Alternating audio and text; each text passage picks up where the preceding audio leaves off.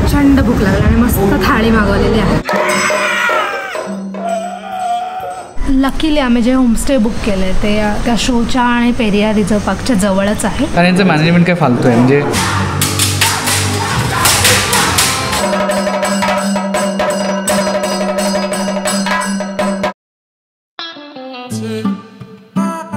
मागील व्हिडिओमध्ये आम्ही तुम्हाला मुन्नारमधील जागा एक्सप्लोर करून दाखवल्या होत्या. आजच्या व्हिडिओमध्ये आम्ही आमच्या पुढच्या डेस्टिनेशन म्हणजेच टेकडीला निघालो आहोत. मुन्नार ते टेकडी हे अंतर जवळपास 103 किलोमीटर होते. वेस्टर्न घाटाची जैव विविधता अनुभवत आणि त्यामध्ये वसलेली टुमदार गावं क्रॉस करत आमचा प्रवास चालू होता. तितक्यात आम्हाला फळांनी भरगच्च भरलेलं फ्रूट शॉप दिसलं.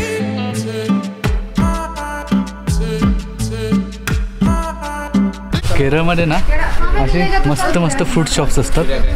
एकदम ओरिजिनल फ्रूट्स मिळतात. तिथे आम्ही थांबलो. मस्त फोटोग्राफी केलेली आहे. स्टॉल्स आम्ही श्रीलंकेत राहिलेले आणि आम्हाला फोटो काढायचा होता तो राहिलेला. तर आता इथे आम्ही कम्प्लीट छान स्टॉल.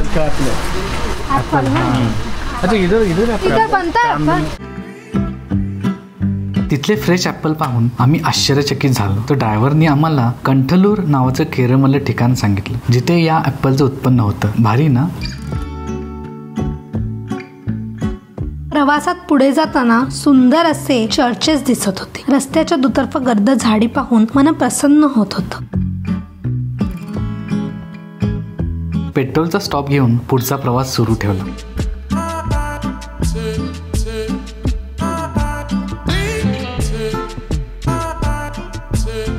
कोची टू मुन्नार जाताना पण आम्ही एका स्पाइस गार्डनला गेलेलो, पण तिथे जास्त मसाले खरेदी नाही केले. आम्हाला ॲक्च्युली मसाले खरेदी करायचे होते. तर पेरियारला जाताना एक आहे स्पाइस गार्डन, तिथे थांबलेलो आहोत. आमच्या ड्रायव्हरच्या ओळखीमुळे फ्री गाईड मिळालं. तिकीट फी तर नाही घेतले त्यांनी.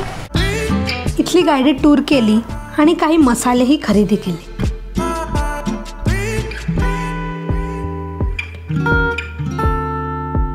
तिथूनच पुढे गेल्यावर भूक लागली होती तर एके ठिकाणी जेवण केलं. प्रचंड भूक लागली आणि मस्त थाळी मागवलेली आहे.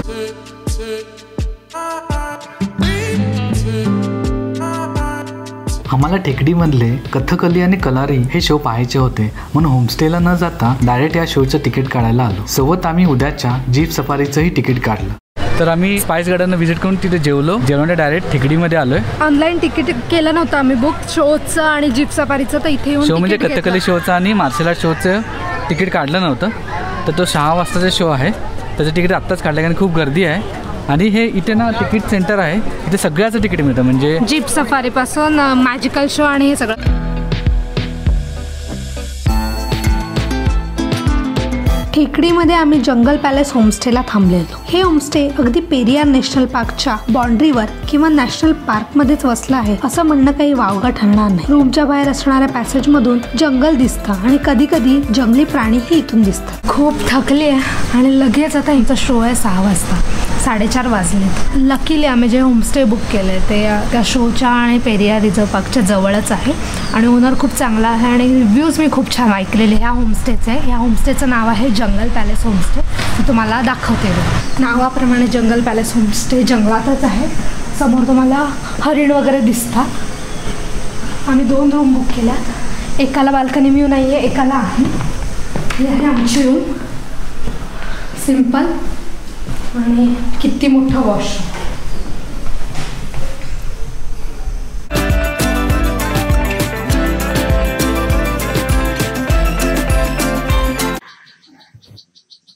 हेच तेवढं मोठं जंगल. पेरियार नॅशनल पार्क जे आहे.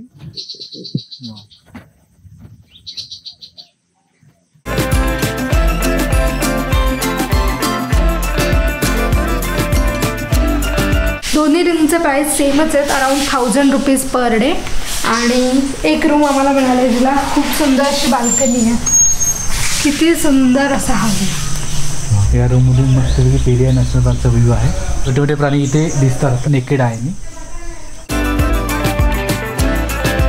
आम्ही चाललोय कथकली आणि मार्शल आर्ट शो पाहायला.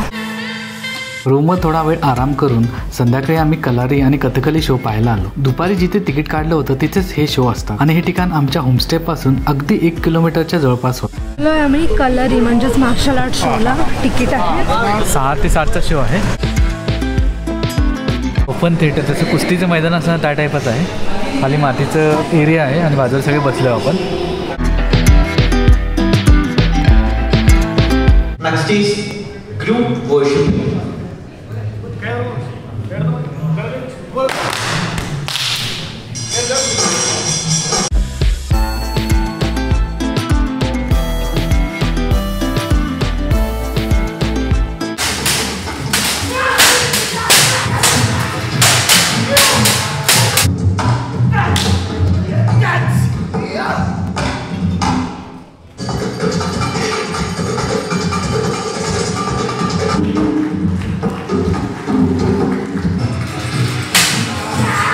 कलारी हा एक मार्शल आर्टचाच फॉर्म आहे. याची हिस्ट्री बरीच दूरची आहे. हे अराउंड 11व्या शतकामध्ये आत्ताच्या केरळच्या भागात डेव्हलप झालं.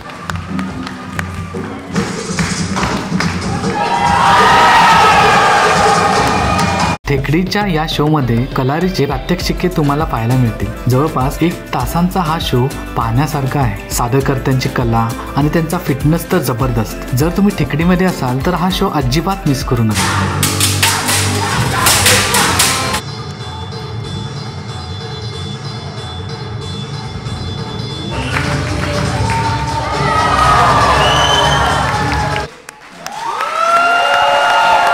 जस्ट आमचा हा मार्शल आर्ट ज्याला कलारी शो बोलतात ते झालं. खूप मस्त होतं. अमेझिंग. हा कलारीचा शो झाल्यावर त्याच्याच बाजूला कथकलीचा शो होता. तो पाहायला आला. केरळ म्हटलं की अशा वेशभूषेतील लोक तुमच्या डोळ्यासमोर येतील. जणू केरळची ओळखच या वेशभूषेने होती.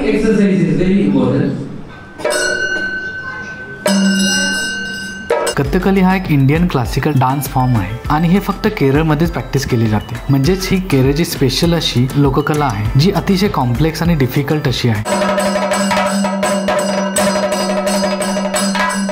कथकली शो मध्ये या डान्स फॉर्म बद्दल माहिती देतात. डान्सच्या स्टेप्स, त्याचे इम्पॉर्टन्स अगदी बेसिक पासून डेमो देऊन दाखवतात. कथकली म्हणजे सोप्या भाषेत हातवारे आणि हावभाव करून स्टोरी पोर्ट्रे करणं.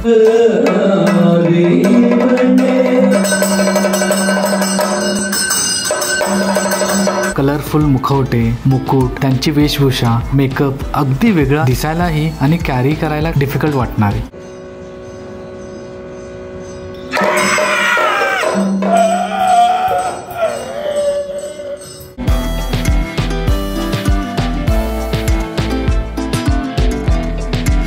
हाही शो तसा छान होता, बट आम्हाला कलारी जास्त आवडला.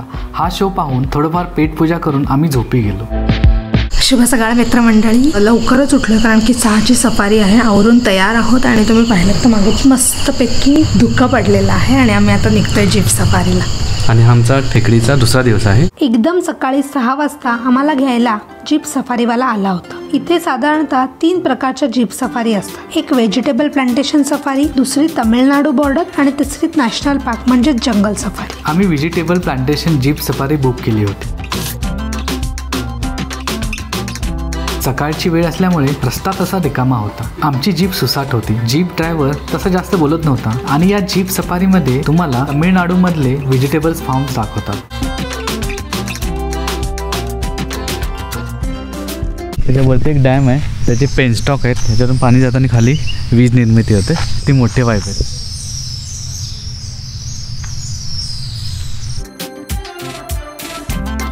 घाट उतरताना पेनस्टॉक व्ह्यू पॉइंट लागला. पेनस्टॉक म्हणजे डॅम मधून येणारे मोठमोठे पाण्याचे पाईप. इथे वरच्या बाजूला असणाऱ्या मलपेरिया डॅम मधून हे पाण्याचे पाईप तमिळनाडू मधल्या मदुराई पर्यंत जातात. पुढे जाताना शेतामधून छोट्याशा डांबरी रस्त्याने त्यांनी आम्हाला कॅनल व्ह्यू पॉइंटला आणलं. यालाच महिलेख्या वॉटरफॉल्सही म्हणतात.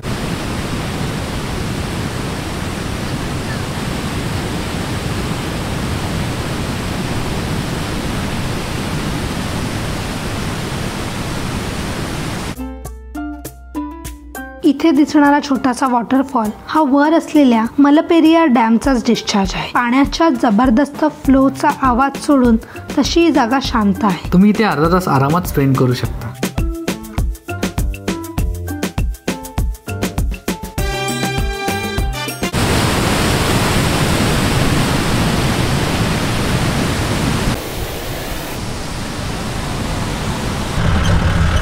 ऑफ रोड आणि छोट्याशा डांबरी रस्त्यातून आमची जीप सफारी चालू होती. परत मेन रोड क्रॉस करून आम्ही द्राक्षांच्या मळ्यात आलो. इथे काळी लाल प्रकारची द्राक्ष होती. मगाशी तो पॉइंट पाहिला, आता आपण आलेलो आहोत द्राक्षाच्या मळ्यामध्ये.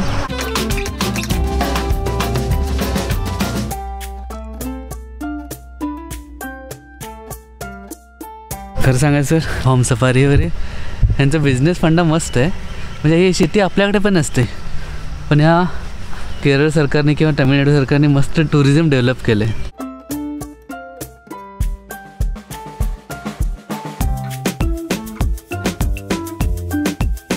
इथे ना विकत घेता पण येतं. 50 रुपयाला त्यांनी 2 घड दिलेत. इथे येऊन शेती अधमण्याची मजा काही औरच. द्राक्षाची शेती पाहून त्याने आम्हाला एका मोठ्या शेतीपट्ट्यात आणलं. तिथे विविध प्रकारची शेती होती.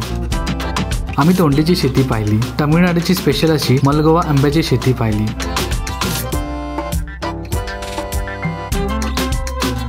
पडवळ, कारले, भेंडी, मिरचीची शेती पाहिली आणि सगळं हे आम्ही जीप मधूनच पाहत होतो. उतरून शेतात जाता येत नव्हतं, म्हणजे ते जीप सफारी मध्ये अलाउड नाही असे तो म्हणाला. ज्यांची शेती आहे ते लोक ओरडतात, पण मग जीप मध्ये बसून शेती पाहण्यात काय मजा, ते थोडं डिसअपॉइंटिंगच होतं.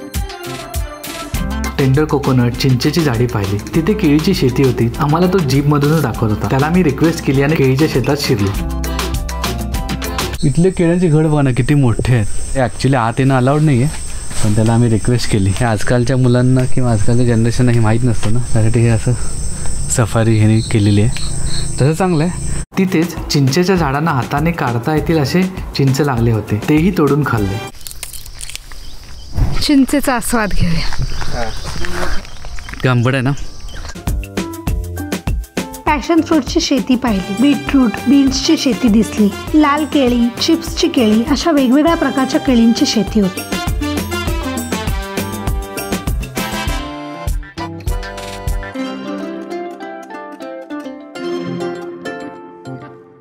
आता व्हेजिटेबल फार्म सफारी झाली होती. आता परत टेकडीमध्ये येऊन दुसऱ्या बाजूला असलेले 2 पॉइंट्स पाहायचे होते.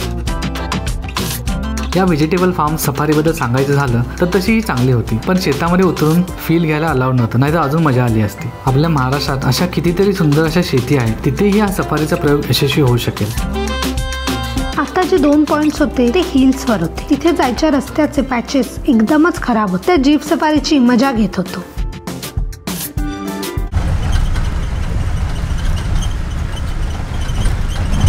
शेवटचे 2 पॉइंट्स म्हणजे उंचावरून जाऊन तुम्हाला व्ह्यू पाहता येतो. बाजूला काही मसाल्याची झाडेही दिसली. तर आम्ही आता एका व्ह्यू पॉइंटला आलोय जीप सफारी थ्रूच, आणि तो एका माउंटनवर आहे.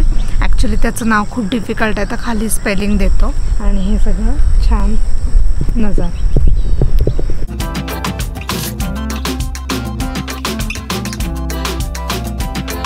अजून एक पॉइंट आहे आपला, तिकडे चाललोय आपण. हा शेवटचा पॉइंट आहे या जीप सफारीचा, व्हेजिटेबल फार्म सफारीचा.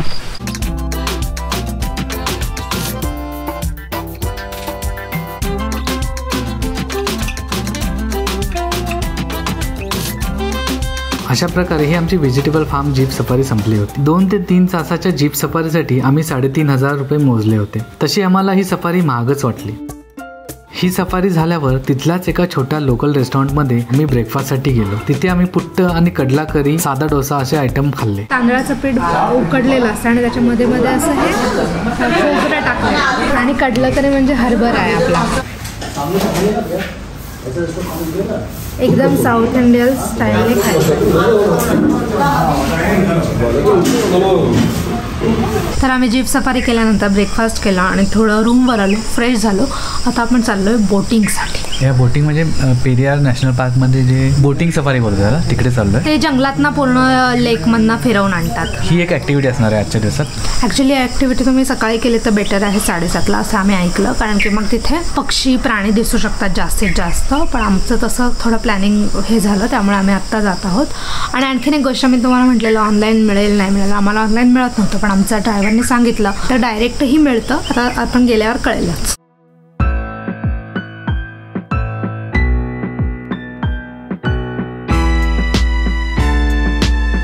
काल जिथे कथकली आणि कलारी मार्शल आर्ट शो पाहिला होता, तिथेच पेरियार नॅशनल पार्क मधल्या बोट पॉइंटला जायला बस मिळते.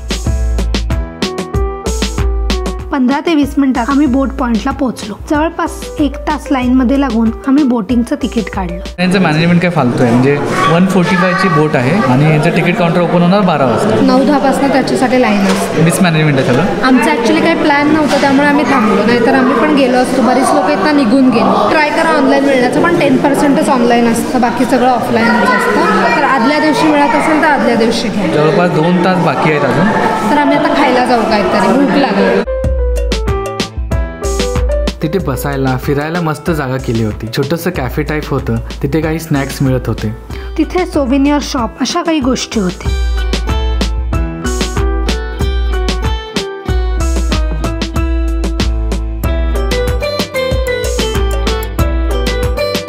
बोटीमधली आम्हाला वरच्या मजल्यावरची सीट मिळाली होती.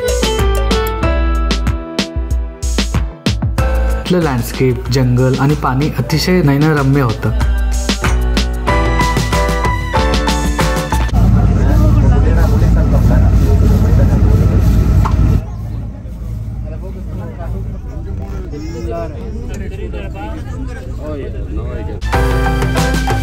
पाण्यात बोट हळू जात होती. शांत पाणी, गर्द जंगल, आम्ही याचा फील घेत होतो. तिथेच कुठेतरी प्राणी पक्षी दिसतात. आम्हाला लांबून गवे, हरिण, रानडुक्कर, माकडे हे जंगली प्राणी दिसले.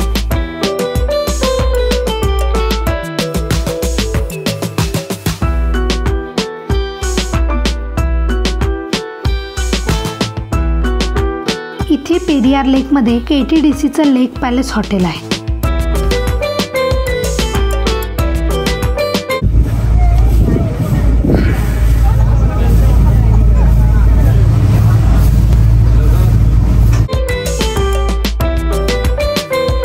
बोट सफारी झालेली आहे. जवळपास 1 तासाची बोट सफारी होती. इथे तुम्ही कयाकिंग, बांबू बोटिंग तसेच रात्री जंगल सफारी करू शकता.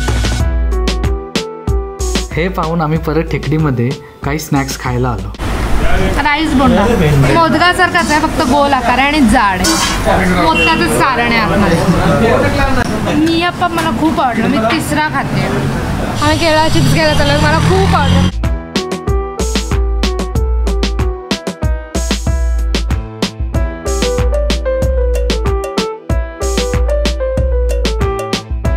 तर आम्ही दुपारी बोट सफारी करून काही चिप्स वगैरे घेतले. नंतर डायरेक्ट रूमवर आलो, आराम केला आणि येतानाच आम्ही मसाजची चौकशी केली होती. केरळाचा आयुर्वेदिक मसाज स्पेशल आहे केरळचं, त्यामुळे केरळमध्ये आलं तर केरळलाच हवं म्हणून आम्ही चाललेलो.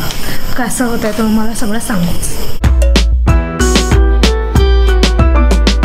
आणि ऑइल्सही बेसिक आणि आयुर्वेदिक आणि अशा बऱ्याच टाईपचे असतात. आम्ही टॉप क्वालिटीचं घेतलेलं आहे आणि आम्हाला आत्ता प्राईस पडलेली आहे 1,500 पर हेड. आणि त्याच्यात आमचं फुल body massage, spa, head massage आणि ते एक इझी ट्रीटमेंट पण आहे आमचं त्याच्यात.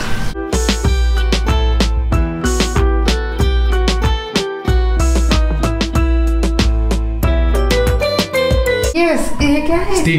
स्टीम. नाईस. आत्ताच माझा मसाज झाला आहे, स्वातीचा अजून चाललं. फर्स्ट टाईम होता फुल बॉडी मसाज. खूप छान वाटलं, एकदम रिलॅक्सिंग फील होतं. बॉडी एकदम हलकी झाल्यासारखी वाटते. आमचं मसाज झालेलं आहे, अंघोळ करायची बाकी आहे, स्टीम बाथ वगैरे झालेला आहे, मस्त वाटलं आहे. तर आपण हा ठेकडीचा दिवस इथेच संपवूया. आमचा दिवस तर छान गेलेला आहे. भेटूया केरळच्या पुढील व्हिडिओमध्ये. आपण उद्या जाणार आहोत आलप्पीला. तुम्हाला हा व्हिडिओ आवडला असेल तर व्हिडिओला लाईक करा आणि तुमच्या मित्रमंडळींसोबत शेअर करा. तुम्ही चॅनलवर नवीन असाल तर सबस्क्राईब करा. भेटूया केरळच्या लास्ट व्हिडिओमध्ये. तोपर्यंत बाय बाय.